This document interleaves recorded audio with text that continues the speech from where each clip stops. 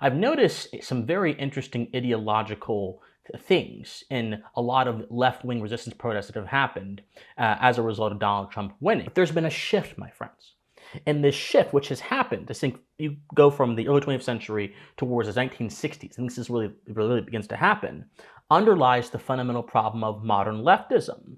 The departure from observation to idealism, I believe, is the reason why things like multiculturalism, gender ideology, and other kinds of ideas that are clearly, in my opinion, irrational, that clearly erode so many different things about a country that makes it intact, these are why these things are actually able to be justified by a lot of left-wing groups today, and why they are so fiercely advocated despite their internal logical inconsistencies and despite the bad consequences that these things tend to bring about for society. And that shift between idealism and observation, I think, is making for a uniquely mobocratic, a uniquely powerful, and I think a uniquely furious left that we are seeing storm into buildings that of tension centers.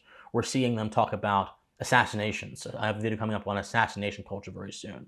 Talking about assassinating people. We're seeing them talk about all kind of things that atrophy the social principles and give rise to the vicious ones, because the social principles exist in the context of what is observed, and their views exist within the context of what can be rationalized through their ideological prism, no matter what its full extent might be. My friends, never be held captured to an idea. You test ideas. You hold ideas. You understand ideas. They do not hold you. They do not test you. They do not understand you.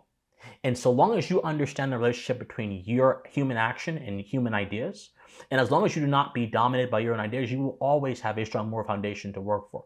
But the moment your ideas make you fly away into the clouds of speculation, into the clouds of abstract metaphysics, into the clouds of idealism over observation, you're going to be taken to some places that, no matter where they take you, no matter if they seem beneficial in the short term or not, will not be good for your health, physical or otherwise, or your pursuit of truth.